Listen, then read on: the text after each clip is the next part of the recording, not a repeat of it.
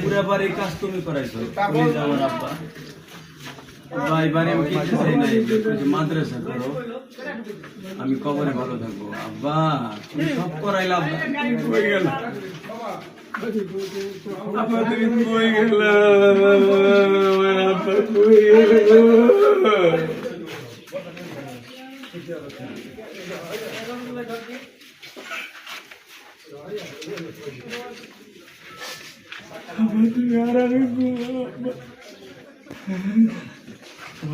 অনেক কষ্ট করে আব্বা।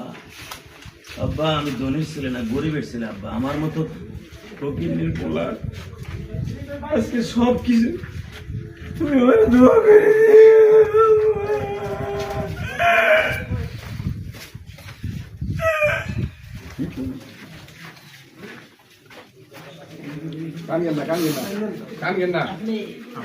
নরম করবেন। ইব্রাহিম আলাইহিস সালামের মা বারবার বলে, বাপরে তোরে এক ফোঁটা দুধও খাওয়াইলাম না। বাবা তোর জীবনে কোনোদিন আমি মা এক বালতি পানি লইয়া পাহাড়ের গুহায় গোসল দিলাম না গো বাবা।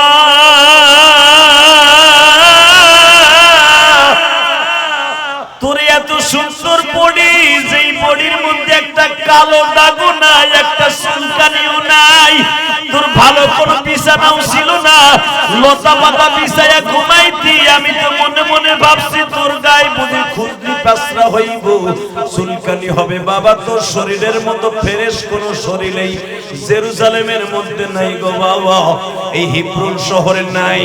বাবা সত্য কথা বল, তুই গোসল করতি কোথায় 7 বছর পর্যন্ত? এবার আবার তিউরে সিরাজগঞ্জের যুবক ইব্রাহিম আল্লাহর খলিল বলেন, মা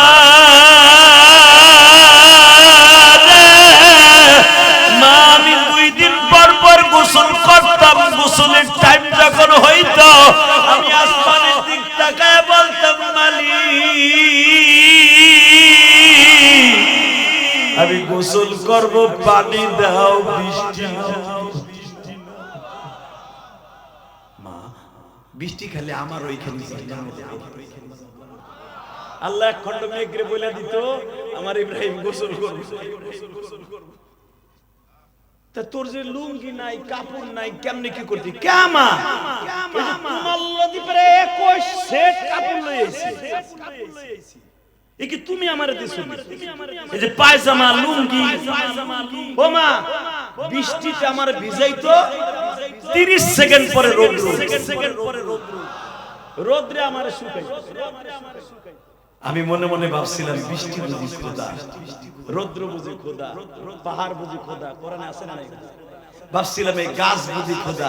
মা একদিন দেখি না, এইগুলা না, এইগুলার পিছনে একজন মালিক আছে, তার নাম কুল হুয়াল্লাহু আহাদ, আল্লাহুস সামাদ। মা সেদিন থেকে আর আমার এইগুলার খোদা কই না, খোদা কারে কই? তখনই বলতাম আল্লাহ আমি গোসল করব। আগে কইতাম বৃষ্টিতে আমি গোসল করব, কিন্তু আমি যেদিন থেকে জানলাম এইগুলা খোদা না, তারপরে বলতাম আল্লাহ আমি গোসল করব, বাস পানি আইয়া পড়ে। আল্লাহ আমার রৌদ্র শুকাই দেব, 30 সেকেন্ডে শুকাই দেব। বাবা আমি সব বুঝতাছি, সব জানতাছি, কিন্তু বাবা খোদার বিরুদ্ধে কিছু করা যাবে না। ওই আল্লাহ এখনো আছে না নাই?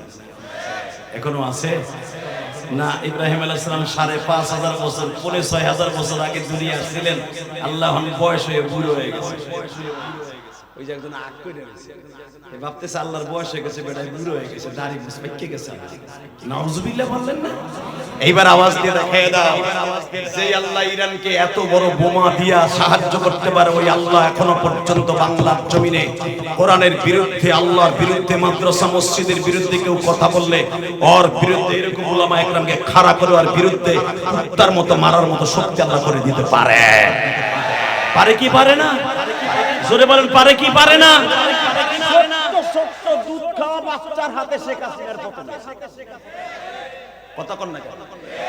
হুজুর ওয়াজ করতেছিলেন, নমরুদের বড় নাকের ভিতর দিয়ে মশা ঢুকে গেছে।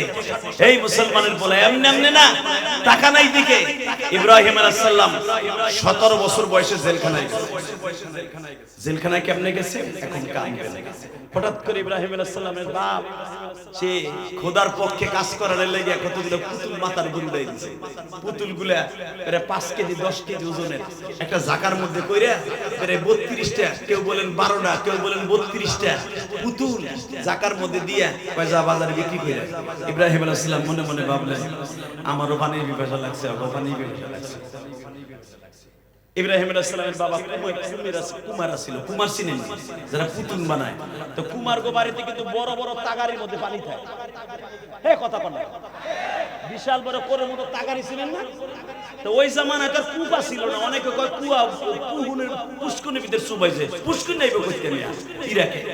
ইরাক আমি সফর করতাম, দেখিনি তো বড় বড় তাগারির মধ্যে খোদা বানানোর লেগে পানি তুলে। ইব্রাহিম আলাইহিস সালাম চিন্তা করে পানিটা একবারে ডালি বেরোছে, দেখা যায় আমি একটু খাই তো একটু খাওয়াই। বিকেল বেলার দরকার হয় তোকে লইয়া বাজারে যাব। খোদা একটারে নামায় কয় তুই তো তোর দেখতে সুন্দর দেখা যায়, এদিকে আয়। আস্তে করে তাগারের মধ্যে থুইছে, তুই খা, তুই আগে খা। কোন তো বাবা মাটি দিয়ে বানানো খোদা, এটা কি পানি পাইলে আউলি চাউলি যায় না? 2 মিনিট পরে বুর বুর করতেছে। ইব্রাহিম আলাইহিস সালাম ভাবছে মনে হচ্ছে পানি খেতেছে, পেট উড়ে দেহে কিছু নাই, আড্ডি মাড্ডি সব পাই দিয়েছে। আস্তে করে তুই পানি না খাইয়া তোর নাক চক্র উল্টে হেলাছে, সবগুলোর এক একটা করে ভিজাইছে আর উড়াইছে। এইটা আবার পাশের থেকে কুমারের বউ দেখে সাথে সাথে খোদার কাছে ডিক্লেয়ার যে খোদা, খোদারে ঘুষে নাক ফাটায় হেলাছে। আপনারা জানেন সূরা আম্বিয়ার ভিতরে আসছে, এটা বানানো কথা নয়। এই মুসলমানের বলে ইব্রাহিম আলাইহিস সালামের জীবনে প্রথম জেলখানা যায় প্রথম 17 বছর বয়সে। ওয়া ইদিবতালা ইব্রাহিম, প্রথম ইন্টারভিউ। এই জেলখানায় যাওয়ার পরে উলামায়ে কেরামের ঈমান বাড়ে, কোনদিন কমে না। আর চোরটা লুচ্চা বদমাশ এমপি মন্ত্রীগুলা জেলখানায় যাওয়ার পরে মাজার আড্ডি ভাঙে, সম্মান আর কমে। আমার বাবা ইউসুফ আলাইহিস সালাম জেলখানায় যাওয়ার পরে তার ডিমান্ড কমে নাই, বাড়ছে। কথা কন না কেন? জোরে কন, আরো জোরে। আমার নবী 4 বছর জেল খাটার পরে ডিমান্ড বাড়ছে না কমছে? আমার নবীর জেলখানায় ঢুকাইছে 4 বছর, বেচা কেনা ব্যবসা বাণিজ্য খাদ্য দ্রব্য কিছু বিক্রি করে নাই। 4 বছর পরে যখন ওই পোকায় তাদের জেলখানার ফর্দ কেটে ফেলেছে, নবীর ডিমান্ড বাড়ছিল না কমছিল? তখন নবী দাওয়াত দিত গোপনে, 4 বছর পরে দাওয়াত দিল ওপেনে। ওই আল্লাহ এখন আছে না নাই? ভাই ফ্যান ফুল না দেশ কইয়া দে নাই। ওরাও ভাবছে বেটা গামায় সামায় কালকে ওয়াজ করবি না, তোর করাই দিবে। এমনি শরীর দুর্বল, কথা বুঝতেছেন সবাই? ওয়াজ কিন্তু শুরু করি নাই, করব বাপ। লিল্লাহে তাকবীর, লিল্লাহে তাকবীর। বল বাপ বাপ করো কইছি, দেহে ওই যে পিছনে একজন উঠছে, বাপ রে বাপ, মনে হয় সারা রাত খাবার করবো না, আর মাত্র আধা ঘন্টা কথা বলবো। কয়টা বন্ধু চলবো? সবাই কন্যা যে সারা রাত করবো না, আপনি জানেন এটা মিথ্যা কথা, টাটকা মিথ্যা কথা, ফরমালিন যুক্ত মিথ্যা কথা। সভাপতি সাহেব দীর্ঘ মানুষ, ওই আর একজন আছে বৃদ্ধ মানুষ, তাদের অনুমতে অল্প সময়ের ভিতরে বিদায় নিবে। কিন্তু যাওয়ার আগে যেই কথাটা বুঝাইতে চাইতেছি, এই মাসে যেই ওয়াজটা দরকার সেটাই করতেছি। শুধু আমার দিক তাকায় থাকবে, বড় দিক তাকায় ইনশাআল্লাহ বলেন। আমার বাবা ইব্রাহিম কাবা ঘরের যেইখানে দাঁড়াই আল্লাহর কাছে জোরে জোরে দোয়া করছিল, আল্লাহ বলছিল আল্লাহ আমার সন্তান সিরাজগঞ্জের জমিনে জন্ম নিবে, আমার সন্তান গোপালগঞ্জের জমিনে জন্ম নিবে, আমার সন্তান গোপালপুরের জমিনে জন্ম নিবে। একবার তাদেরকে এইখানে আনবা, আনার পরে জীবনের গুনাহগুলো মাফ করাইয়া কারো জাকা ইয়াউমিন ওয়ালাদাতু উম্মুহু এমন ভাবে দেশে ফিরাই দিবা মনে হবে তার মায়ের গর্ভ থেকে ভূমিষ্ঠ হয়েছে। এখানে অনেক হাজি আছে, আমি গুনাহগার সবে মাত্র 2-3 দিন ধরে আসছি। আমার চুলের দিক তাকায় দেখেন, এই চুলগুলা ভিজলে এখনো মনে হয় কাবা ঘরের ঘ্রাণ। এই যে আল্লাহর ওলি সে হজে যাবে তার বিবি লইয়া, আপনার ইমাম সাহেব এই যারা হজে যাবে তাদের সাথে মুসাফা করে দিবেন। কি বলবেন যাওয়ার সময় জানেন? হুজুর আমার কাবা ঘরটা যখন ধরবেন আমার কথা একটু মনে করেন। এই মুসাফাটা করে যখন হুজুরে বিদায় দিবেন, খোদার কসম করে বললাম এই কোরআন হাতে নিয়ে আপনি কোন ফাঁকে মক্কায় যেতে পারবেন আপনি নিজেও জানেন না। বাজানরে এবার আমার দিকে তাকান, আল্লাহর খলিল জেলখানায় অ্যারেস্ট হয়ে গেল। জেলখানার মধ্যে বসিয়া দিছি সমস্ত তিন বাহিনীর প্রধান এক জায়গায় বসিয়া সিদ্ধান্ত হলো ইব্রাহিমকে মেরে ফেলতে হবে। আপনারা জানেন আগুনের মধ্যে ইব্রাহিমকে ফেলবে, কিন্তু বাজান জেলখানার ভিতরে আল্লাহর খলিল 3 মাস পর্যন্ত কোনো খাবার দেয় না, গোসলের পানি দেয় না।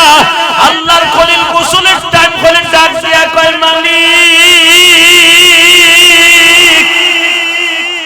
পাহাড়ের গুহায় যদি 7 বছর পর্যন্ত গোসলের কথা বললে গোসলের বৃষ্টি আসবে,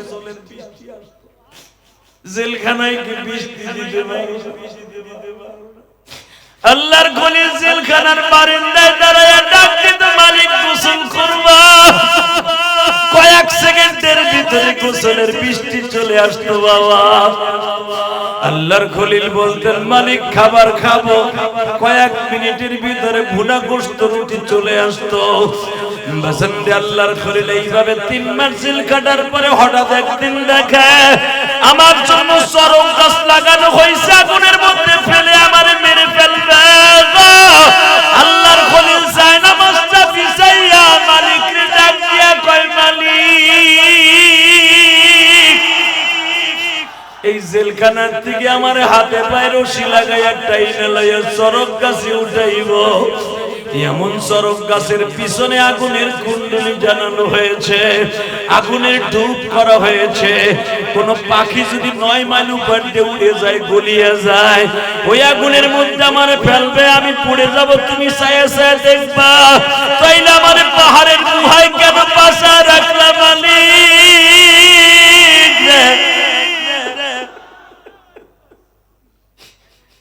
আমার আল্লাহ ডাক দিয়া কয়, ইব্রাহিম রে, তুই যাইবার আগে আগুনের সাথে আমার কথা বলতে।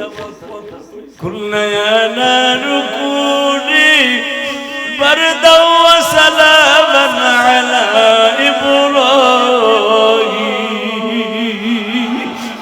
আগুনের সাথে আমি একটা চিঠি পাঠিয়ে দিছি, গেলেই চিঠিটা তোর হাতে জিবরাইল দিব। বাবাজান চোখের পানি ফেলে আমার মাওলারে বুঝায়া কও, কার জানো জনম দক্ষিণে মা এই কবরস্থানে ঘুমায়া ছায়া আছে।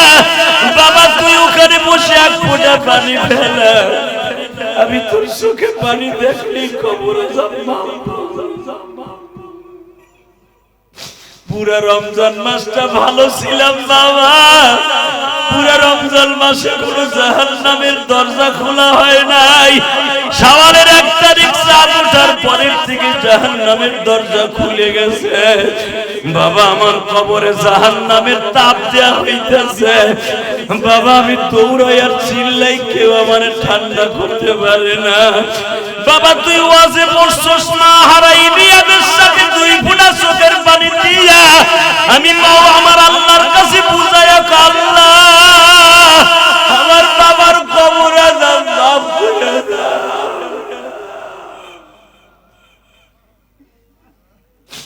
আল্লাহ দেখো তোমার পাগল গুলা কান্দে।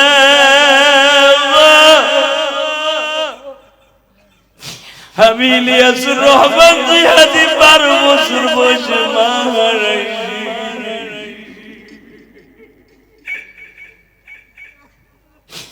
আল্লাহ আমার মতো কার জানো মা নাই রে মা।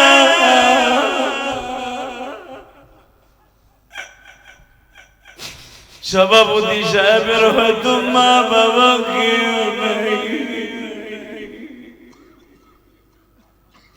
আল্লাহ দেখো কারা কাম দে। আল্লাহ তুমি কিন্তু জাহান্নামের দরজাটা বন্ধ রাখছিলে রোজার মাসে। আরে রোজার মাস শেষ হওয়ার সাথে কার মা বাবার কবর আযাব করো দাও। আল্লাহ খুশির দিনে আমরা বেড়ায় যাওয়ার কথা, কিন্তু আমরা কান্দাছি। তুমি চাইয়া দেখো এই কান্নার বদৌলতে আমার মায়ের কবর আযাব মাফ করে দাও না আল্লাহ। আল্লাহ আমার মায়ের কবর আযাব মাফ করে দাও। আল্লাহ দেখো কারা কান্দে, আল্লাহ তাদের মা বাবাকে কিন্তু এখন মাফ করে দিবা, আল্লাহ তাদের মা বাবারে মাফ করে দিবা। এই শাওয়াল মাসের 6টা রোজা আছে আল্লাহ, এই রোজাটা রাখবো আমি তোমার সাথে ওয়াদা করছি আল্লাহ, তার বদৌলতে আমার মা বাবারে মাফ করে দিবা আল্লাহ। আল্লাহ অনেকের বিবি নাই, এই যে নাসি আর শাশুড়ি আমার একদিন পাক করে খাওয়াইছে, সারাটা রাত আমারে গরম পানি করে দিয়া আমার ওজুর পানি করে দিছে, আমারে খাবার দিছে, আজকে সেই বাড়িটা চলে গেছে। আল্লাহ দেখো দুজন আমার ডাইন পাশে বইয়া কাঁদে, হয়তো তাদের জনপ্রিয় মা নাই বাবা নাই। কেমনে ভুলবা ওই মায়ে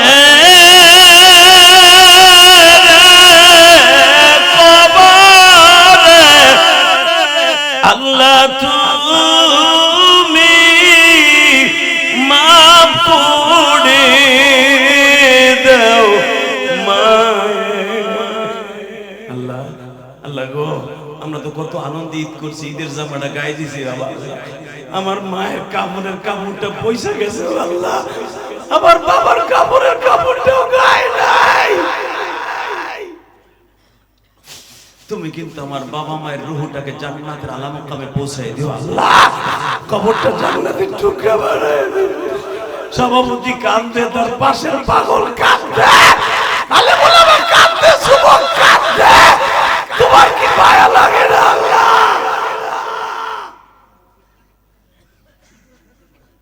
আল্লাহ দেখো কেমনে কাঁদে। আমার আব্বা ইব্রাহিম আলাইহিস সালাম এখন কাঁদবে, তুমি আমার আব্বার কথা শুনে যারা কাঁদবে তুমি তাদের আব্বা আম্মার কবর আযাব মাফ করে দিবা। জেলখানায় বই আমার আব্বা কয় আল্লাহ আল্লাহ গো তুমি কই? ইব্রাহিম হুয়া মাআকুম আইনামা কুনতুম উদউ ওয়াস্তাজিব লাকুম, আমারে ডাক দিছো আমি তো শাহরগের চাইতে নিকটে, ওয়া নাহনু আকরাবু ইলাইহি মিন হাবলিল ওয়ারিদ, আমি গারের রগের চাইতে নিকটে, ডাক দিছো আমি তোর কাছে আছি। আল্লাহু আকবার জোরে বলো, আল্লাহু আকবার জোরে বলো, আল্লাহু আকবার জোরে বলো।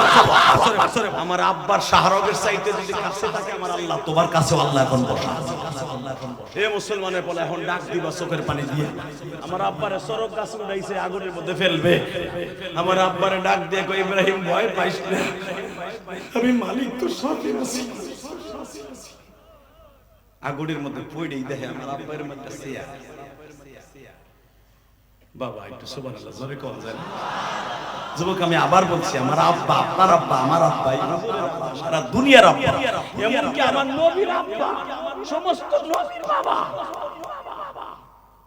আপনার আব্বা আমার আব্বা আগুনের মধ্যে পড়েই দেখে এরকম একটা স্বর্ণের চেয়ার। সূরা আম্বিয়ার তাফসীরে বলছে, আমার দিক তাকান, বানানো কথা আমি বলি না। ইব্রাহিম আলাইহিস সালামের চেয়ারে বইয়েই মনে পড়ে গেছে, আহারে আমি যে সরক গাছের মধ্যে পুইরা আমি যে আগুনের মধ্যে পড়লাম, সরক গাছের রশি ধরে সবাই টানছে, তার ভিতরে যারা টানছে তার ভিতরে আমার আব্বার আমার মারও দেখছি। আল্লাহ তাহলে বোঝা গেল আমার আব্বা আম্মু চাইছে আমি মরে যাই, তুমি চাও না আমি মরি। আল্লাহ তুমি আমার আব্বা আম্মার হেদায়েত দিবা না। আল্লাহ বলে যেই বাবা মা তোরে মাইরে ফেলতে চাই তুই তার হেদায়েতের দোয়া করস। ইব্রাহিম আব্বা জন্ম না দিলে আমি আসতে পারতাম না।